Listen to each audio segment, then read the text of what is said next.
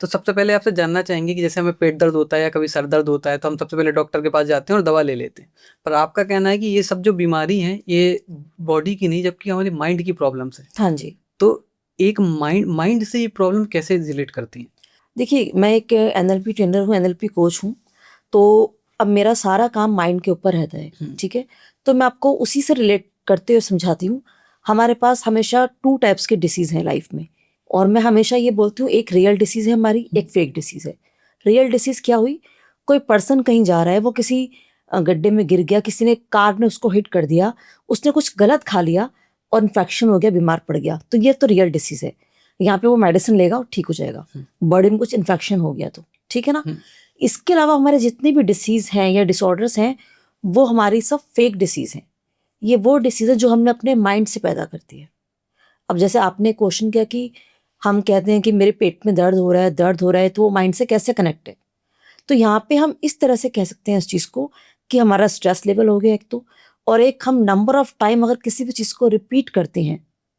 For example, एक आदमी बार बार यही बोलता है, मैं बीमार रहता हूँ हमेशा, मैं मेरी तो तबीयत, चाहे वो किसी से एक्सक्यूज़ ही लगा रहा है कि मैं बीमार रहता हूँ, मेरी तबीयत ठीक नहीं है, मेरा पेट दर्द है, हमेशा ये बहाने हैं उसके पास।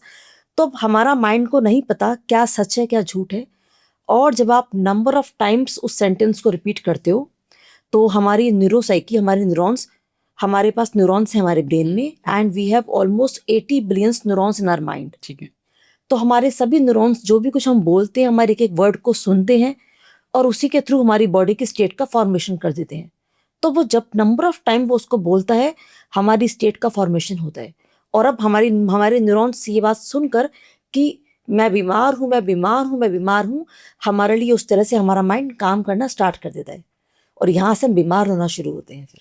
तो जैसे पेट में दर्द है तो पेट में दर्द तो रियल दर्द हो गया, ये फेक कैसे हो गया और ये माइंड से कैसे रिलेट हो गया? देखिए, पेट में दर्द, एक मैंने कहा ना अभी आपको कि किसी ने कुछ गलत खा लिया और उसको वॉमिट हो गई या इन्फेक्शन हो गया, वो हमारा रियल पेन है। अब आपने कहा कि बाकी कि वो माइंड से कैसे कनेक्ट हो गया, इसके अलावा हमारे पास यहाँ बहुत सारी चीज़ें होती हैं। जैसे कि समटाइम लोग को कुछ स्ट्रेस इतना ज़्यादा बढ़ जाता है जिसके कारण उनको उनको उनके स्टमक में ब्लोटिंग फील होती है। आपने एक नाम सुना होगा, आईबीएस। जी, जो आप बहुत कॉमन हाँ, है। बहुत कॉमन प्रॉब्लम हो चुकी है, ये हर किसी को सुनने में आती है। इसमें लोगों को अक्सर ब्लोटिंग होती है, या बहुत बार हमारा जो एक्चुअली अभय जी, जो हमारा माइंड और हमारा गट है ना, इन दोनों के बीच एक कनेक्शन है। हम ये मानते हैं कि हमारे पास एक माइंड है, लेकिन जो हमारा गट है वो हमारा सेकंड ब्रेन है। अगर यहाँ पे हमारे माइंड में कहीं भी कुछ हमें स्ट्रेस की प्रॉब्लम होती है, सबसे उसका फर्स्ट इम्पैक्ट आता है हमारे गट पे सबसे पहले। अगर आपने कभी अपने फैमिलीज में कुछ अपनी नानी दादी को कभी देखा होगा ना, तो जब भी वो किसी भी टेंशन में आया करते थे ना, कोई भी उन्होंने ऐसी बात सुन ली, कुछ ऐसा सुन लिया, तो वो इंस्टेंटली बार बार वॉशरूम जाया करते थे। आज भी ऐसे लोग करते हैं बहुत बार, क्योंकि हमारा माइंड का कनेक्शन डायरेक्टली हमारे गट से है। कुछ हमारी नर्व सेल्स हैं जो हमारे ब्रेन से सीधी हमारे गट तक जा रही हैं, और वही नर्व सेल हमारे गट से हमारे ब्रेन तक जा रही हैं, तो वो सिग्नल पहुंचाती रहती हैं। जैसे एक वाईफाई है और वाईफाई सब जगह सिग्नल दे रहा है, ऐसे ही हमारा माइंड और गट एक वाईफाई की तरह काम करते हैं एक दूसरे के लिए। 24/7 इनके सिग्नल एक दूसरे को मिलते रहते हैं। तो अगर हमारे पास जब भी यहाँ पे कोई भी माइंड में कोई भी किसी भी चीज़ को लेकर स्ट्रेस होता है, और स्ट्रेस की जब हम बात करते हैं, मैं आपसे किसी बहुत बड़ी स्ट्रेस की बात नहीं कर रही हूँ, बहुत छोटी सी बात लेके चलते हैं कि आज मुझे बहुत सारा टास्क ऑफिस में करने के लिए मैं नहीं कर सकता। सिर्फ एक यही छोटा सा भी स्ट्रेस अगर आ गया, तो अब जितना आप उसको नंबर ऑफ टाइम आप उस चीज़ को सोचते हो या स्ट्रेस को लेते हो, वो थॉट हमारे गट के पास जाता ही जाता है, हर थॉट। और जो हमारा गट में उसका रिएक्शन आएगा, अब वो किसी भी फॉर्म में आ सकता है, ब्लोटिंग के फॉर्म में, गैस एसिडिटी के फॉर्म में भी आ सकता है। तो यहाँ से हमें पेट में ब्लोटिंग, गैस, एसिडिटी वगैरह फील होनी स्टार्ट होती है। ये तो हो गया पेट की बात। तो ऐसी सर दर्द की बात आती है तो जैसे नॉर्मल स्ट्रेस से तो सर दर्द होता है, कई बार ऐसा होता है कि हम सोकर के उठे और सुबह हेडेक शुरू हो गया, तो वो क्यों होता है? देखिए, इसके पीछे बहुत सारे एक रीज़न, ऐसा नहीं है कि कभी कभी हमारी नींद नहीं पूरी हो पाती है, और रात को हम किस मूड से सोए थे, आप जिस थॉट के साथ आप रात को सोए हो, जब आप मॉर्निंग में उठते हो आप देखोगे आपके पास वही थॉट चल रहा होता है। अगर रात को आप किसी स्ट्रेसफुल थॉट के साथ सोए थे, तो जब आप सुबह सो के उठेंगे, आप अपने आप को फ्रेश नहीं फील करेंगे बिल्कुल भी। आपके पास एक वही थॉट प्रोसेस या हेडेक आपको रहेगी, कभी भी आप चेक कर लेना।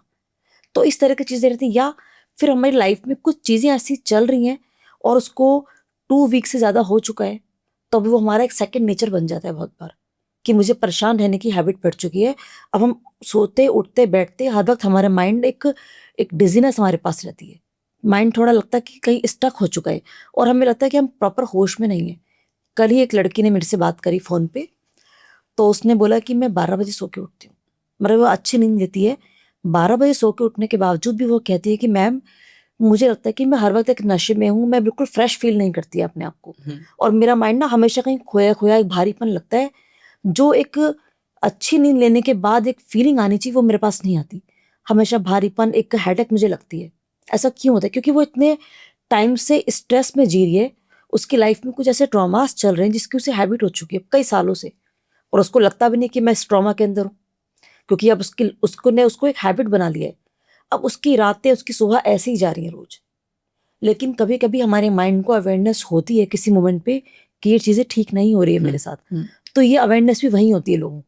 ओके, तो इसका ट्रीटमेंट हो सकता है? जैसे आपने बताया कि ये ट्रॉमा हो गया, अब ये ट्रॉमा हमें, जैसे काफ़ी लोगों को रियलाइज़ नहीं होता कि ये कोई ट्रॉमा है या उन्हीं के अंदर स्ट्रेस है, उन्हें तो वो नॉर्मल डेली लाइफ लगता है कि थोड़ा बहुत स्ट्रेस तो नॉर्मल हो हाँ सकता है। जी, हाँ जी। तो ये ट्रीट कैसे होता है? देखिए क्या होता है कि ना, कितने लोग तो ऐसे जिन्हें मालूम ही नहीं कि वो डिप्रेशन में जी रहे हैं, और क्योंकि वो इतने लंबे समय से डिप्रेशन में हैं, अब वो ये मानते हैं कि यही लाइफ है, लाइफ ऐसी होती है कि हम तो ऐसे ही हैं, तो उनको तो पता ही नहीं चलता।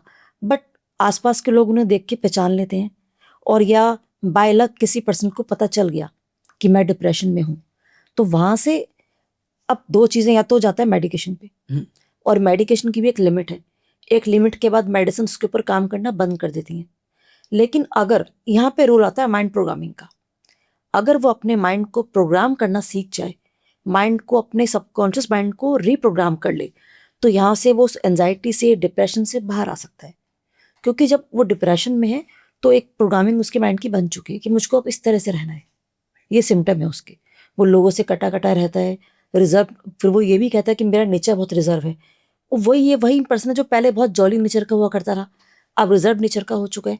तो ये उसके कुछ सिम्टम हो जाए कि लोगों से बात नहीं करना, जो उसकी एक्टिविटीज उस पर फोकस नहीं करना, उसकी परफॉर्मेंस लो हो जाती है, ये सब सिम्टम हो गए हमारे, ठीक है ना।